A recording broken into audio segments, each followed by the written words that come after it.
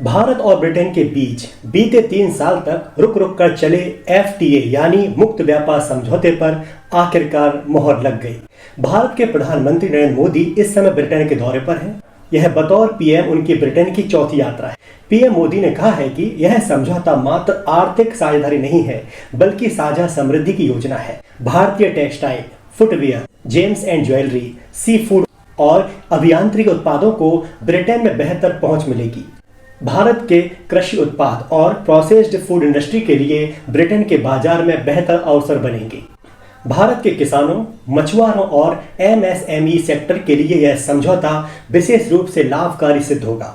वहीं दूसरी ओर भारत के लोगों और उद्योग के लिए यूके में बने उत्पाद जैसे मेडिकल उपकरण और एरोस्पेस पार्ट्स सुलभ और किफायती दरों पर उपलब्ध हो सकेंगे। उधर ब्रिटेन में कुछ विपक्षी नेताओं ने चेतावनी दी है कि इस समझौते से ब्रिटिश श्रमिकों को नुकसान हो सकता है, क्योंकि इसमें भारतीय कामगारों के लिए राष्ट्रीय बीमा अंशदान पर छूट को 1 वर्ष से बढ़ाकर 3 साल कर दिया गया है।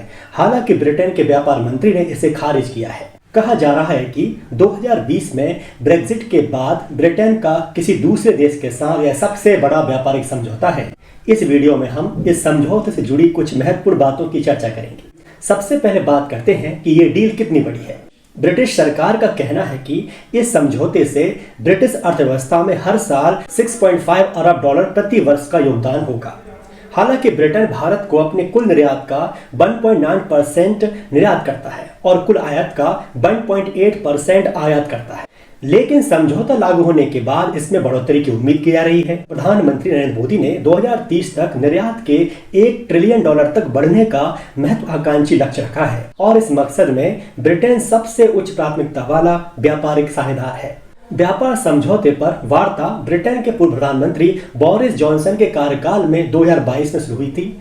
दोनों ही पक्षों का दावा है कि इससे दोनों देशों के बीच अरबों रुपए का व्यापार बढ़ जाएगा। चलिए अब बात करते हैं कि इस समझौते से टैरिफ में कितनी कमी होगी और कौन कौन से सामान सस्ते होंगे। ब्रिटेन से निर्यात किए जाने वाले सामानों पर औसत टैरिफ 15% से घटकर 3% हो जाएगा।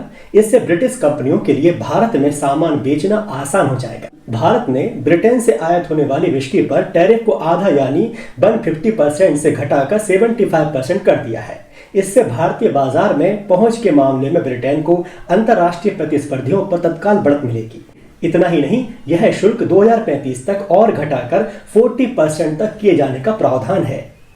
जबकि भारत में ब्रिटेन की कारें, एरोस्पेस, इलेक्ट्रिकल्स, चिकित्सा उपकरण, विस्की और मांस, बिस्कुट, चॉकलेट जैसे खाद्य पदार्थ सस्ते हो जाएंगे। वहीं ब्रिटेन में भारतीय वस्त्र और आभूषण भी सस्ते होंगे। अब बात करते हैं भारतीय प्रोफेशनल्स के लिए नियमों में क्या बदला हुआ है।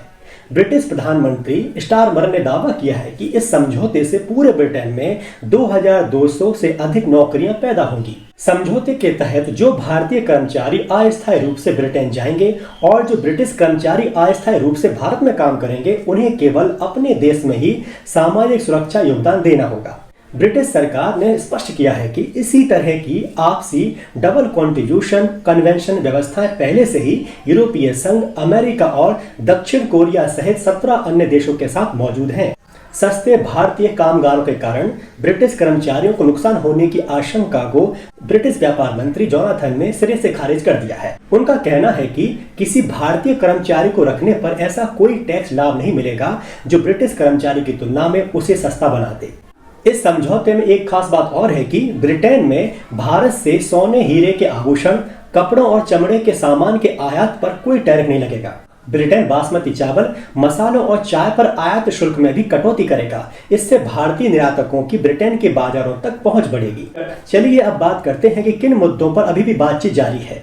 इस समझौते में ब्रिटेन को भारत की वित्तीय और कानूनी सेवाओं के क्षेत्र में उतनी पहुंच नहीं मिली जितनी उसने अपेक्षा की थी। इस बीच दोनों देशों के बीच एक द्विपक्षीय निवेश संधि पर बातचीत जारी है, जिसका मकसद भारत और ब्रिटेन में एक दूसरे के निवेशों की सुरक्षा सुनिश्चित करना है। साथ ही दोनों देश ब्रिटेन की उस प्रस्तावित योजना पर भी चर्चा कर रहे हैं जिसमें उच्च कार्बन उद्योगों पर टैक्स लगाने की बात है। भारत का मानना है कि यह टैक्स उसके निर्यात पर असर डाल सकता है। ब्रिटेन अगले साल जनवरी से कार्बन बॉर्डर एडजस्टमेंट लागू करने वाला है।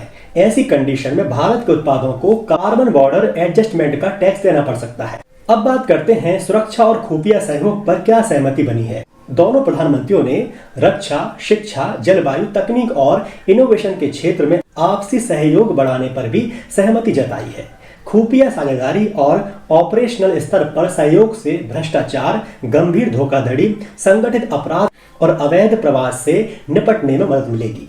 इसमें आपराधिक रिकॉर्ड साझा करने के एक नए समझौते को अंतिम रूप देना भी शामिल है, जिससे अदालती कार्यवाही में सहायता मिलेगी, निगरानी सूचियां सटीक बनाई जा सकेंगी और यात्रा प्रतिबंधों को लागू करना संभव हो सकेगा।